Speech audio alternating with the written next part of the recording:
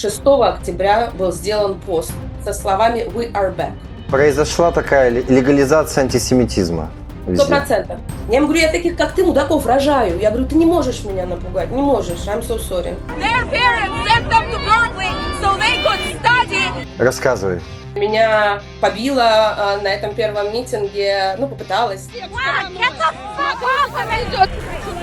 И теперь еще у меня есть винтовка. Каким образом? Да я тебя спрашиваю, как мы Закройте Хаарец. Вам не снилось, через что проходили наши дети в Колумбии? Вам не снилось? Бить, будут сжигать на пляжах, будут стрелять в нас. Еврейские бизнесы Нью-Йорка позакрывались, рестораны все в свастиках, разбитыми окнами. Друзья, всем привет! Сегодня у меня очаровательная гостья, моя боевая подруга. Вы ее на самом деле знаете, в Израиле ее знают хорошо.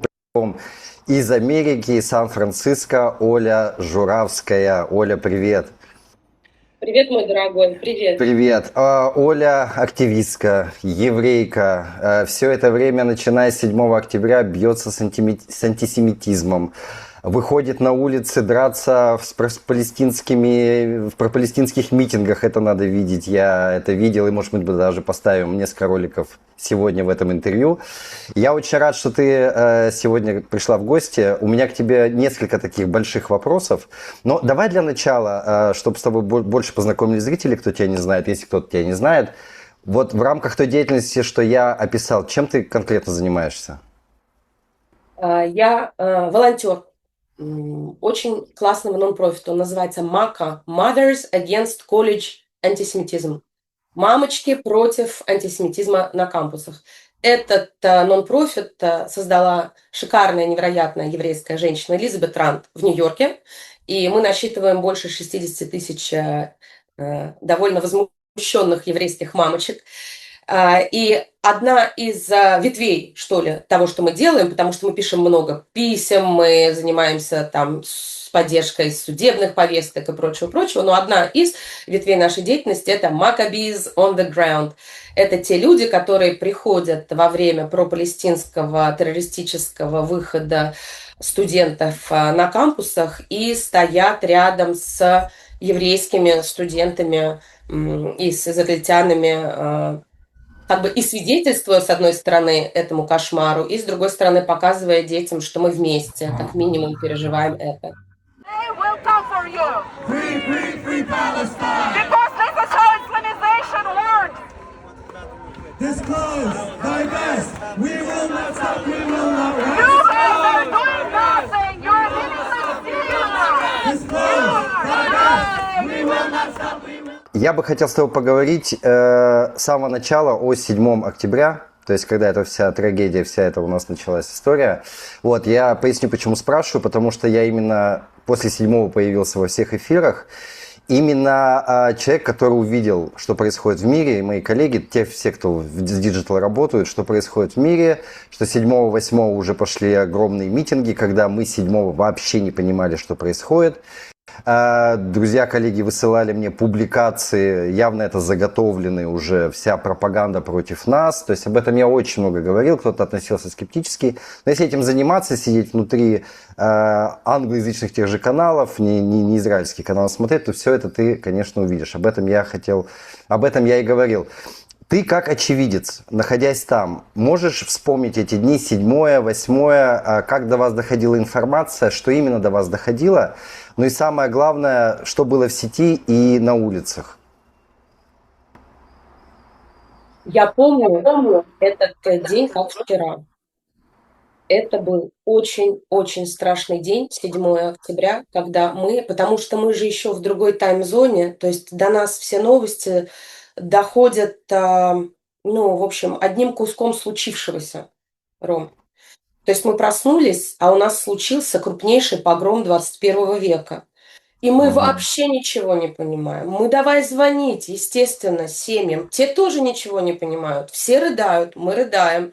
Пытаемся каким-то образом какие-то клочки информации выяснить. Кто из наших был на фестивале, кто там должен был играть диджеем. Это же не мне тебе рассказывать, Израиль – это одна большая семья. Но и мы тут как бы родственники.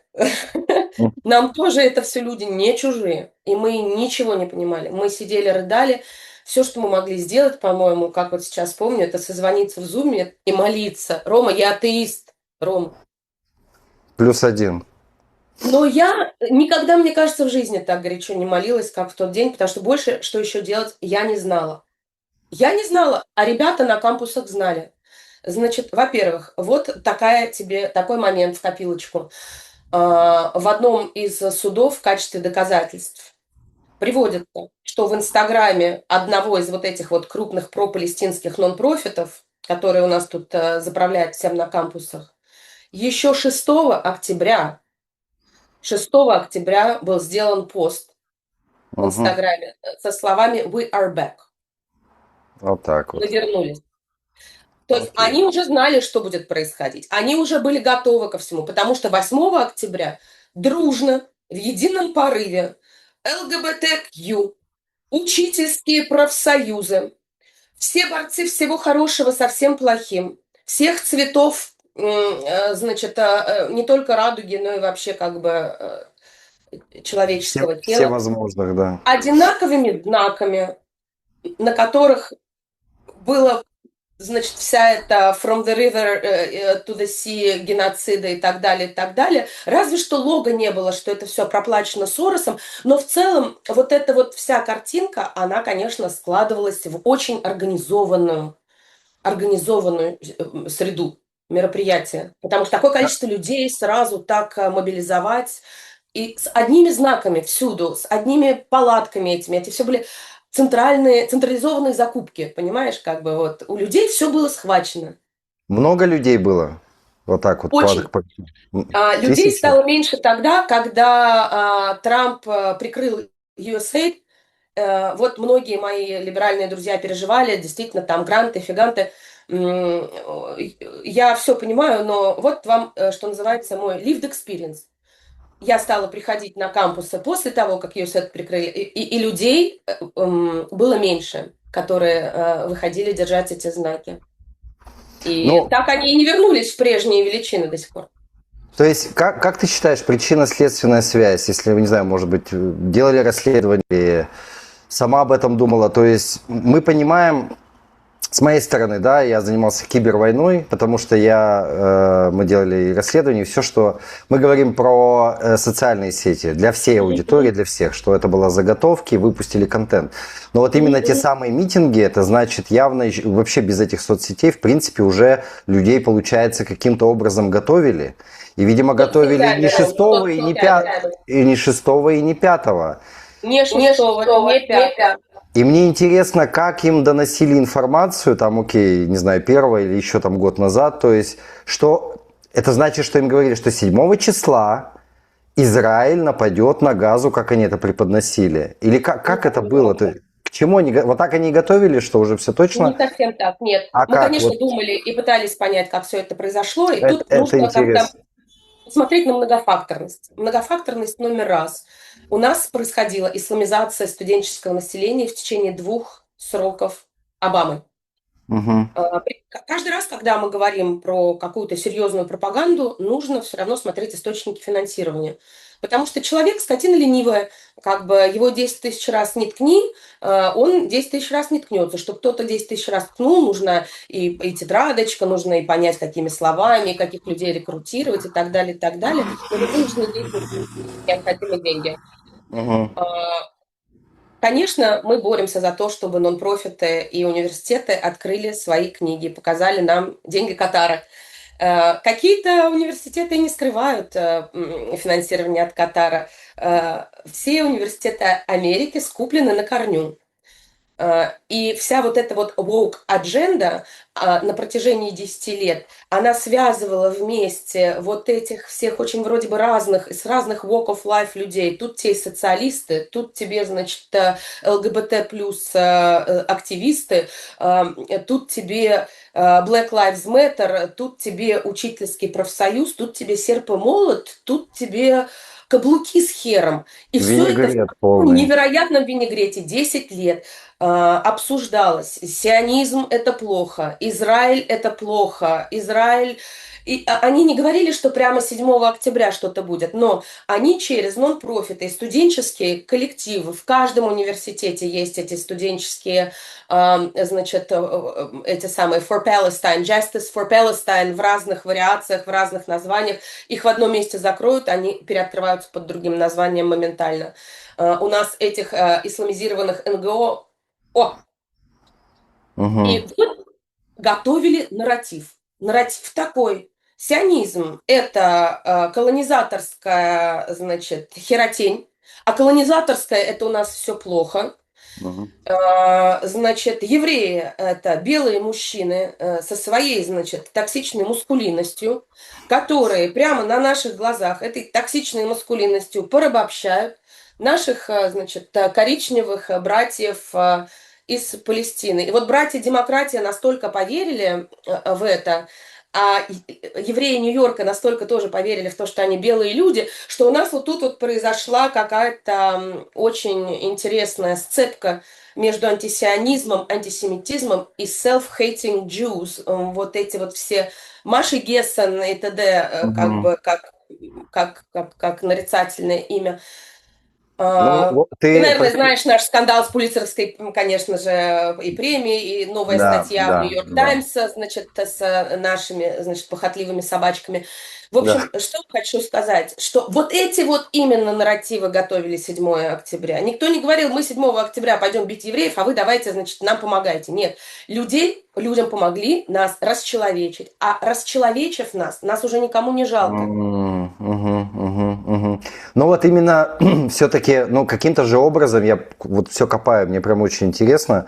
Может быть, у тебя даже нет ответа на этот вопрос, но 8 числа они всех, получается, вывели. То есть тогда вполне вероятно, что и не говорили 7-8, случилось 7 октября, и им всем дружно сообщают через свои каналы, там их лидеры еще как-то, ребята, Израиль напал на Газу, это же говорили, всю Газу Да, там уже уничтожили в хлам, а да, да. Хотя мы мы еще неделю даже не можем... близко не Это уничтожили. я тоже прекрасно помню, как это было, и как долго мы соображали, и пока мы туда вошли.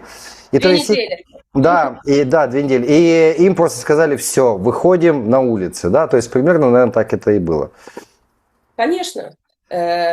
Да. Ты, насколько я знаю, тоже пошла на все это смотреть и даже в чем-то участвовать против их, да? Или как это было? Значит, в первый год, вот 7 октября случилось, 8 октября я никуда не пошла. Мы никто вообще ничего не понимали. Мы были в некотором замороженном, вот как Женя Беркович писал, а ты как муха в янтаре навеки заперт в этом. Вот. В общем, Да, да. мы просто вообще не понимали, каким органом чувств это все переварить. И мы были в шоке, мы просто все были в шоке, и еще в большем шоке и шоке. Со дна все стучали. Мы увидели вдруг, как весь мир просто мобилизуется против нас. Мы увидели, как все моментально начинают нести какую-то чушь, которая легко проверяется, но всем все равно. Да, да. Кибербуллинг и вся эта все интернет-пространство в единую секунду стало максимально антисемитским, максимально. Те вещи, которые людям раньше было говорить неудобненько, а вдруг что, Мгм. теперь все удобненько. Рисовать свастику, пожалуйста, хоть у себя на лбу и приходи в синагогу. Произошла такая легализация антисемитизма Сто везде. процентов. 100%.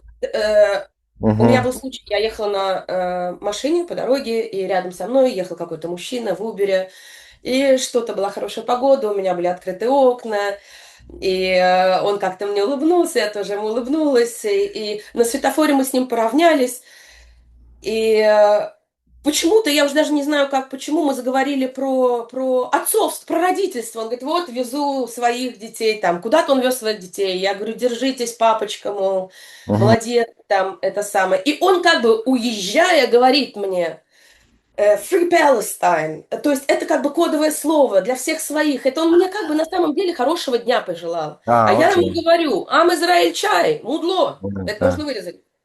Эм, Оставим. И он резко меня подрезал, остановился, вышел из своей машины и пошел на меня. Вау. Ну, думаю, и хорошо, но думаю, и интересно. Открыла свою дверь и пошла на него. Что ты Ам, делать будешь? Да, вот давай. Ну Не хорошо, ждал, бей. да. Если у нас можно бить евреев средь бела дня, я хочу, чтобы все это видели. Я не буду сидеть в машине и ждать тебя, мой товарищ. Вау.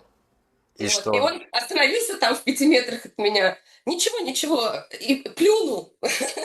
Вот так. Фу. А я тоже. Фу. И он пошел там в свою машину, и уехал. А он был внешне мусульманин или вообще никаким боком? Непонятно? Слушайте, нас ведь от мусульман не всякий отличит. Давайте так. Угу. И я не всякого еврея отличу от не всякого араба. Я Он был понимаю. похож на мужчину средних лет, у которого в машине были дети, и я не ждала от него никакой агрессии. Вот и все, что я могу сказать. Что по всем моим каким-то параметрам он не проходил как какой-то Агрессивный. маньячина, да. Однако. Как ты ввязалась во все эти митинги? Вот это началась деятельность твоя. Когда ты начала вот это все делать? Как же так случилось, что, ну да, конечно же, Мака, мы все же были в шоке и не знали, что делать. И вот Элизабет Рант дала нам возможность собраться и всем вместе поговорить, что делать. И многие мои теперь уже подруги, израильские, американские мамы, у которых дети учатся в Беркли, которые не имеют возможности физической пойти туда ножками и посмотреть, что там происходит с их детьми, стали очень переживать об этом в чате и говорить, вот мы знаем, что завтра будет очередной там пропалестинский выход, Угу. и там будут наши дети, и что же делать? И я сказала, так я пойду. С кем мне там списаться, созвониться? И мы договорились еще там пятком. Это был самый наш первый выход. Наш было, по-моему, человек 7. В общем, там 5 женщин, 2 мужчин. И мы взяли наши плакатики «Баба Яга против антисемитизма на кампусах» и двинулись в Беркли посмотреть своими глазами, что же это все такое будет. И что там было? О, я не знаю, как это сказать так, чтобы зрители как-то меня поняли. Я получила большое удовольствие, Рома. Я, как говорится, давненько так не хохотал. Э, Потому что all the shades of stupid — это дети. Это дети, которые оболванены взрослыми. И это то, что я им говорила на протяжении всего митинга. Вас всех кинут под поезд. Да. Вами всеми попользуются сейчас, и вас всех кинут по поезд. И вот тебя, и вот тебя, и вот тебя. И вот тебя, моя хорошая. И, конечно, там было много агрессии, но, понимаешь, Рома, вот он стоит напротив меня, сколько там ему, 21, а мне 45. Я ему говорю, я таких, как ты, мудаков рожаю. Я говорю, ты не можешь меня напугать, не можешь, I'm so sorry. Я говорю, у меня дома 3-летка, мне терять нечего. Я говорю, бей. Я говорю, мы отсюда или поедем с тобой в больницу, потому что я тебе что-нибудь сделаю, или в тюрьму, потому что ты меня убьешь. Я говорю, вот давай определяй для себя, куда То есть поедем отсюда. я правильно понимаю, не просто митинги, а прям до такой агрессии у них доходило, что они прям вот с ненавистью и готовы биться, драться, то есть прям до такой степени у них все это У меня прокачано. кидались люди, меня побило на этом первом митинге, ну, попыталась там как-то, да, на меня накинуться девушка по имени Анна, которую я потом встретила у себя в моем маленьком городке на фермерском рынке. Правда, на Анне уже была надпись, что она Антон. И я говорю, Миша, мы с тобой уже неделю в завязке, я не пойму, у меня крыша едет. Я говорю, Анечка, это же вы? Ой, обрадовалась она мне, потому что она ребенок, ой, мы же хорошо время провели, так весело там, побегали по Беркли. И она была, конечно, очень сильно удивлена, когда я вызвала полицию и сказала, вот человек, который на меня кидался. Обалдеть. А еще случаи таких конфликтов у тебя были вообще? Драки, вот это что? Рассказывай. Да, Были? я вообще, видишь, как бы, в принципе, тактильный человек. И не боюсь конфронтаций.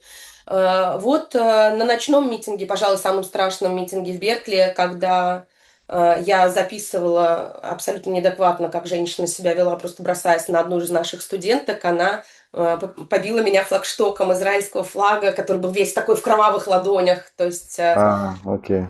смотрите, как ведет себя человек. Смотрите, как ведет себя человек стороной.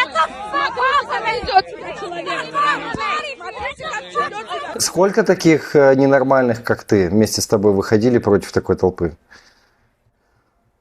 Ну вот есть порох в пороховницах, у меня есть пара-тройка друзей, с которыми мы всегда на связи, и я в них уверена. То есть я хочу сказать, что человек 10 стабильно. Подожди, то есть всего 10 человек выходят против этой сотни, там сколько, тысячный митинг? Вы прям идете в толпу со своей позицией, правильно? Позиции с флагами и с вот таким чувством превосходства. И, честно говоря, вот я хочу рассказать про одного моего друга, очень классный у меня есть друг, Вася Вейн. Вася, если вдруг будешь смотреть, Вася очень любит еврейский народ, Вася невероятной красоты, с вот такими вот кудрями, абсолютно модельной, балетной внешности мужчины. И от него я меньше всего ожидала, что вот он возьмет и придет со мной стоять в Беркли. Мне казалось, ну, у человека, он дизайнер просто невероятный, он, ну, человек такие вещи делает, ну, как-то побережет себя. Нет, он пришел, и я говорю: Вась, ты не боишься, тут вот такое может всякое случиться. И я говорю: а ты вот такой весь красивый. Он говорит: я если своей ногой вот этой вот балетной один раз кому-нибудь врежу, вот он будет лететь вот так вот до самой пожарной башни. И вот с таким вот подходом мы идем, ну мы идем не драться, мы идем быть там. Вы не они, да. And you're not even being paid for it. You said so yourself. This is not why their parents sent them to Berkeley. Not to hold the sign people. Their parents sent them to Berkeley so they could study and become wealthy people. Solution, Intifada revolution. Killing people is There your is only only one solution. Intifada revolution. Intifada revolution. Intifada revolution. Free Palestine. Free Palestine. Free Killing people is all you know how to do. There is only one solution. There is many solutions. Intifada There is a lot of solutions that do not involve Free killing. Palestine. Free There is Palestine. Free Palestine. Death to the IDF. Death to the IDF. Death to the IDF. Тебе угрожали на протяжении вот уже 2,5 года? Были ли угрозы? Вообще, что касаемо безопасности, не страшно? У меня есть зигзаур, и теперь еще у меня есть винтовка. Угрожали ли мне? К сожалению, за эти 3 года что только не произошло. Было много разочарований в людях, скажем так. Особенно меня разочаровала вся наша либеральная тусовка. Даже не буду сейчас называть исключения, их очень мало, поэтому всем скопом, ребят, помажу говном. Это было больно наблюдать, потому что насколько у нас было полное понимание того, кто плохой, кто хороший после 24 февраля 2023 года, настолько же ребята не захотели разбираться в том, как происходит ситуация на Ближнем Востоке. Нас просто расчеловечили не только наши враги, но и наши друзья. Ух ты. Да, это неприятно. Ну а как, если Михаил Зыгарь, великий историк сия Руси, о 15 книжках про там ужасы Путина и бла-бла, приезжает в университет Колумбии, надеть свой чепчик, получить там свои 5 копеек от проданной России. И вот, понимаешь, хватает же мозгов у него после этого в Инстаграм повесить пост о том, что ему очень жаль, что свободу слова Махмуда Халиля, который организовывал все погромы против еврейских студентов в Колумбии, вам не снилось, через что проходили наши дети в Колумбии, вам не снилось. Вам не унижение, мягко сказано, крупными буквами, все буквы большие. Как эти люди все, они и сейчас так делают, и тогда так делают, но мне плевать, а это же дети. Они вот так вот держатся за руки и не пропускают тебя. Ты недочеловек, ты не должен быть там вместе со всеми другими людьми в нашем светлом будущем образовательной среды. Я молчу, что обзывали и жидовская морда, и плевали, и били, и оскорбляли, и угрожали, и жизнь угрожали. Все делали. Все делали. И что говорит Зыгорь? Зыгорь говорит, как жаль, я цитирую по памяти, как жаль, что Махмуда Халиля, значит, как-то прессуют, потому что свобода слова прежде всего. И как хорошо, говорит Зыгорь, что следующая, вот кто выступала, там была какая-то израильтянка из прибабахнутых, с такими израильтянками никаких, в общем, не нужно палестинцев. И, значит, она тоже там топила за свободу слова, за прочее бла-бла. Слушайте, это Понятно. селф-хейтинга, он настолько силен, он поражает людей одним за другим. Мы с моим мужем украинским ходили на встречу просто вечером посидеть с друзьями, и мы вышли оттуда очень удурченные. И Миша на меня посмотрел, говорит, ты думаешь, вам нужно бороться за неопределившиеся умы, а вам нужно бороться за еврейские умы.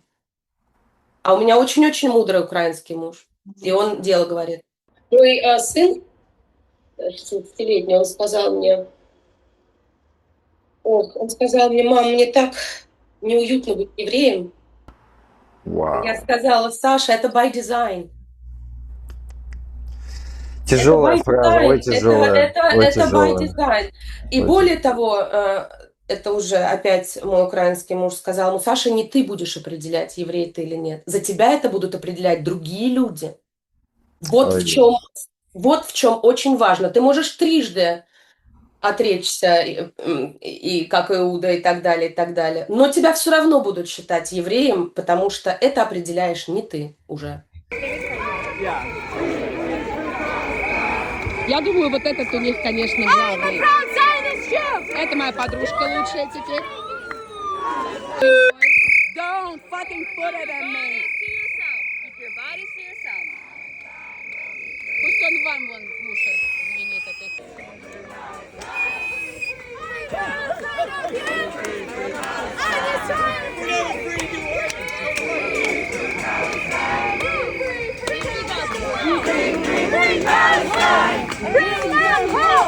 Давай перейдем к следующему моему вопросу. Их на самом деле два. Про 7 вот октября информационная война.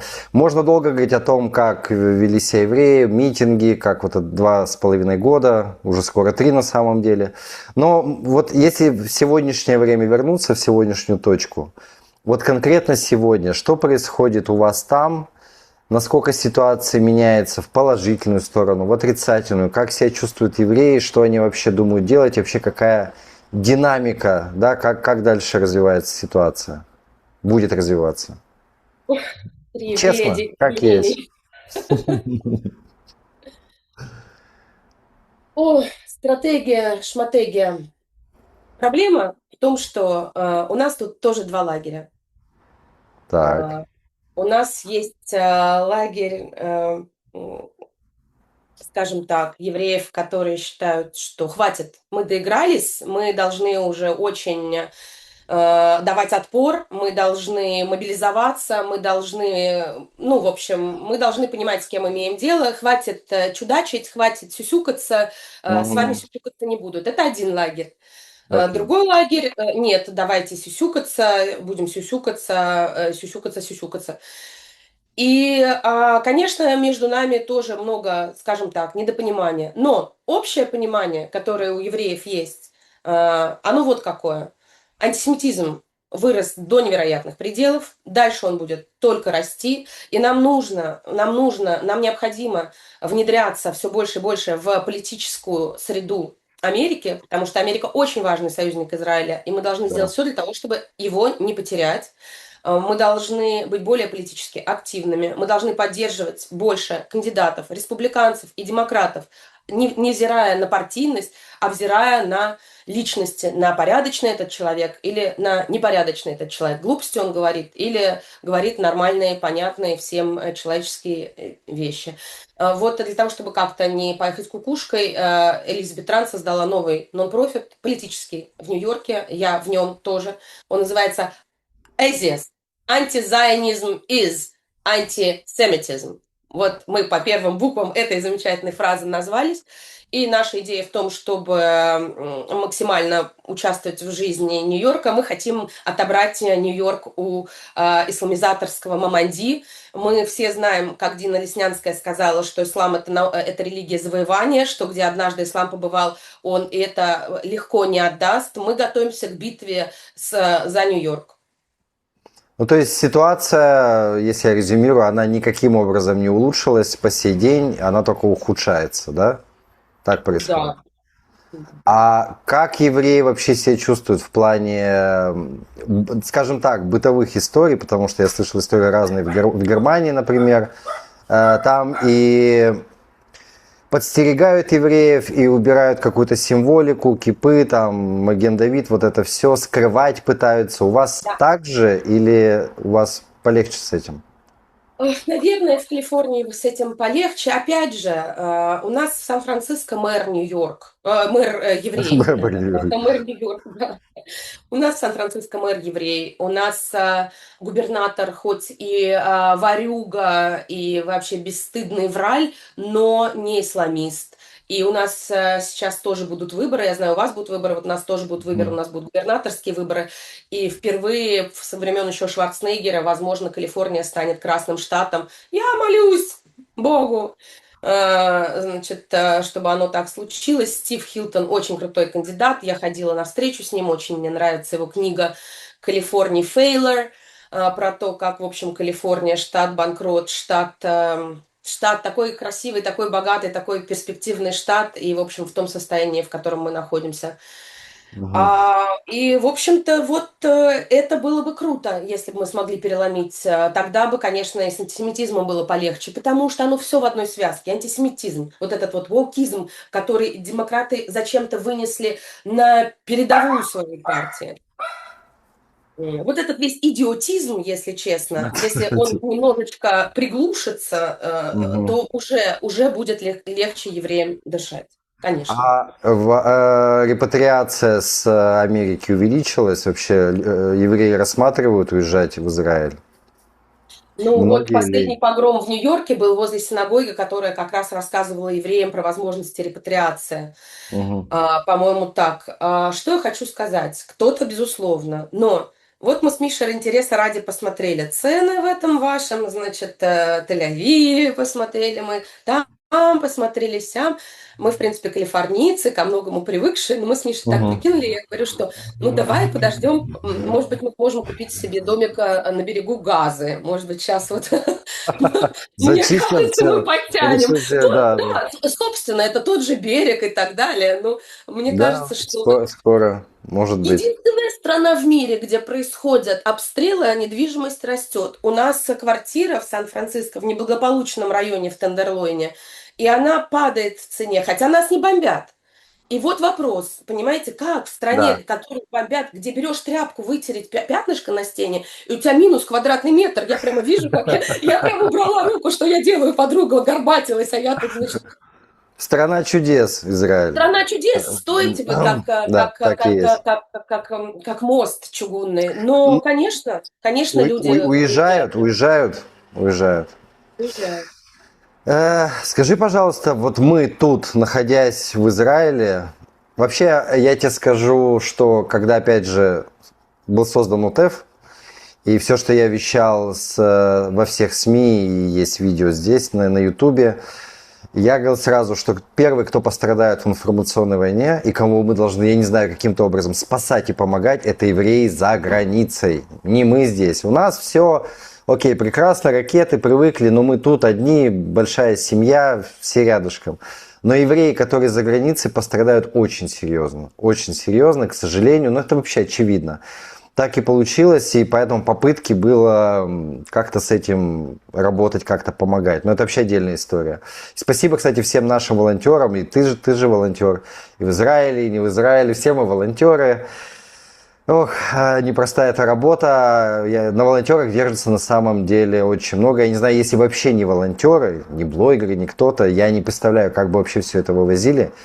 Поэтому это отдельная нам всем благодарность.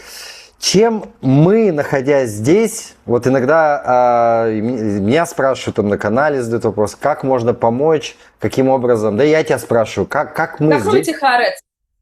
Вот, я почему-то был уверен, что начнется с этого. Крой свою мысль. Когда нас бьют в Беркли, когда наших студентов бьют в Беркли, объясняют нам, что мы это всего заслуживаем, нам постоянно цитируют эту замечательную, что это, журнал и так далее.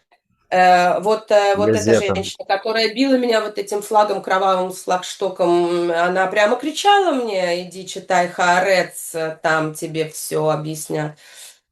Ну, я хочу сказать, что вот у нас есть, в принципе, Нью-Йорк Таймс. Зачем нам еще и Хаарец? Мне кажется, он вторичен. То есть они берут оттуда все материалы, да? И Ну, полностью... они одинаковые. Они, мне кажется, степени того, как они хотят переэмпатить боженьку, одинаковые. All fast, they will deport everyone! Spain has known for deportation! And Germany, they won't just let you and your friends terrorize the whole Europe. Europe will start deporting you and all the terrorists back to Lebanon.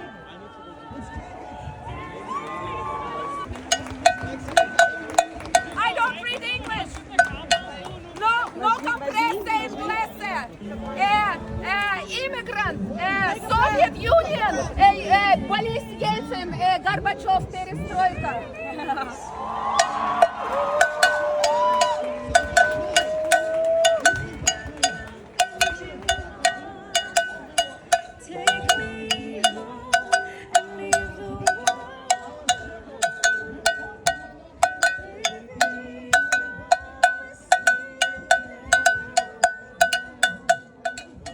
Чем еще, помимо этого, люди простые, какую можем оказать вам помощь? Если можем, если нет, то нет, что мы Мне можем делать? кажется, что очень важно понимать, ну, на наш взгляд, который, возможно, не совсем отражает действительность. Но вот нам кажется, что Израиль на информационную войну не пришел. Мгм. И что это неправильная стратегия, потому что чем меньше мы пытаемся объяснить свою точку зрения другим людям, тем больше нас потом бьют на кампусах. Я, конечно, понимаю, что эту связь социологи еще должны будут потом проследить и доказать и так далее. Но вот это мой человеческий опыт. Это мой опыт человеческий. Он, возможно, не охватывает все на свете, но он совершенно точно описывает какую-то часть людей. Нам очень важно, чтобы Израиль show up, чтобы Израиль опротестовывал, чтобы Израиль... Я подписана на огромное количество израильских классных, американских классных блогеров. То есть они есть, они появляются, их все больше. Зак наш прекрасный, который сейчас, когда там похотливые собачки Нью-Йорк Таймса, значит... То есть я хочу, чтобы таких людей было все больше, чтобы их поддерживали все больше, чтобы израильтяне знали, что нет, нельзя быть сейчас очень гордыми и просто не разговаривать, потому что ваших братьев и сестер будут бить, будут сжигать на пляжах, будут стрелять в нас. Еврейские бизнесы Нью-Йорка позакрывались, рестораны все в свастиках, разбитыми окнами. Практически ни одного работающего еврейского бизнеса вы не найдете. Ты мне когда-то сказала фразу, она мне очень запомнилась. Если бы не Израиль, не само существование Израиля, нас бы всех сожгли, евреев там. 100%.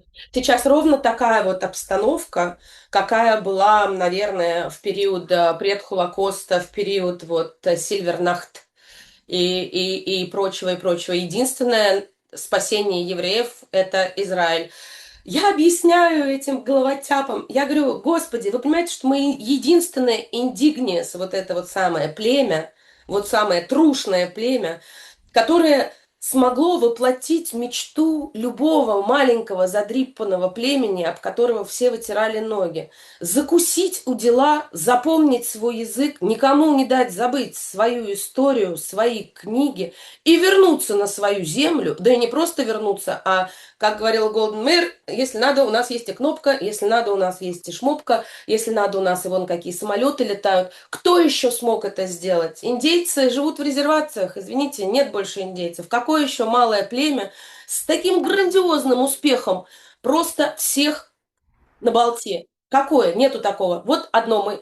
И очень хочется вот эту вот связь племени по всему миру сохранить, потому что нам важно, чтобы Израиль был.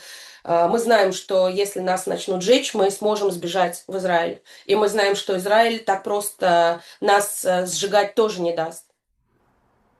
Жуткие вещи ты говоришь, сравнивая с теми временами, что вы себя так чувствуете, мне очень трудно представить, как вы себя чувствуете. Хочется максимально вас поддержать, но я твой посыл понял, опять же, то, что спрашивают меня часто, чем помочь. Я говорю то же самое, не молчать, что-то делать. Делать, писать, говорить. Хоть один увидел за границей, передал другому. Третий уже подумает лишний раз, а выходить ли на митинг, а может стоит еще какую-то другую информацию почитать. Мы же со стороны своей ОТФ, ну ты знаешь, мы всячески пытаемся всеми силами снимать фильмы 7 октября, как-то доводить это до других стран. Сейчас очень пытаемся переводить на разные языки. Но все мы волонтеры, все это сложно. Я заговорил про фильмы. Давай скажем о текущем мероприятии. И я тебе скажу огромное тебе спасибо за это приглашение. Было неожиданностью. 31 мая. Давай ты лучше расскажи.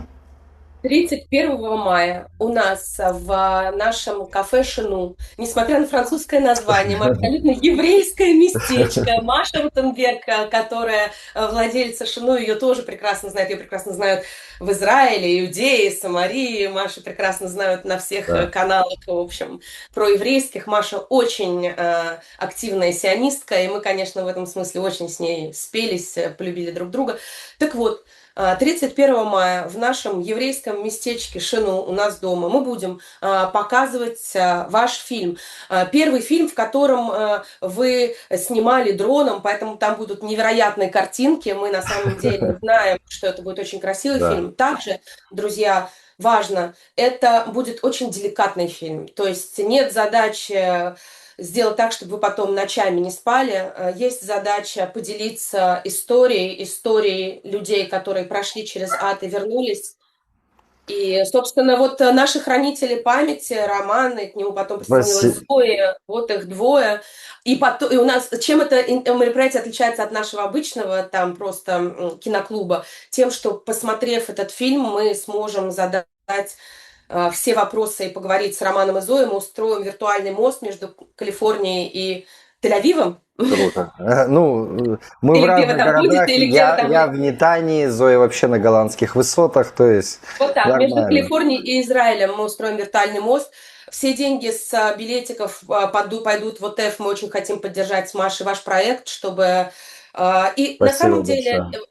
Ребят можно поддерживать и без нас. У них есть перечислены все способы поддержки. У них и на YouTube-канале, где я подписана, и вы тоже, конечно же. И вот фильм «Ну рост». Спасибо. Я с огромной радостью принял, естественно, участие, потому что везде всем надо показывать. Это такая возможность. Это зрительный зал, это прям показ. И мы выйдем на связь со зрителями, поговорим, ответим на любые вопросы, устроим этот показ. Я тебе очень благодарен за это. Я тебе благодарен за эту встречу. Я вас всех обнимаю. Не знаю, как там передать всю нашу поддержку. Больно это все слышать. Больно. Я человек эмоциональный. Стараюсь не показывать, но такие вещи вот это все там внутри происходит. Не знаю, что желать в этой ситуации. Держитесь, удачи, силы, всего наилучшего. Мы со своей стороны рядом. Часто у нас бывает такая ситуация, что с гостями интересными у нас такими как ты, а иногда гости, телезрители просят живой стрим. Поэтому я говорю сразу, если пишите в комментариях, если интересно задать вопросы, мы сделаем прям стрим на Ютубе, где вы сможете задать вопросы в чате, пообщаться с Ольгой, там, мне задать вопрос и ответим на все вопросы. Я тебя обнимаю. Спасибо всем большое. Подписывайтесь обязательно на канал. Всем привет, всем вашим. I'm Израиль Хай. И до встречи. Вам Израиль Хай, мои любименькие. Держитесь тоже, потому что мы держимся за вас. Пока.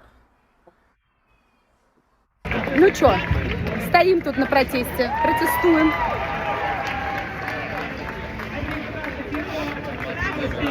У нас немного, но мы в тельняшках, у нас супер классные дети. Ву!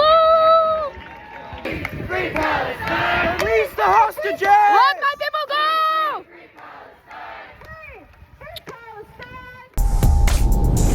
Roman Kaplan.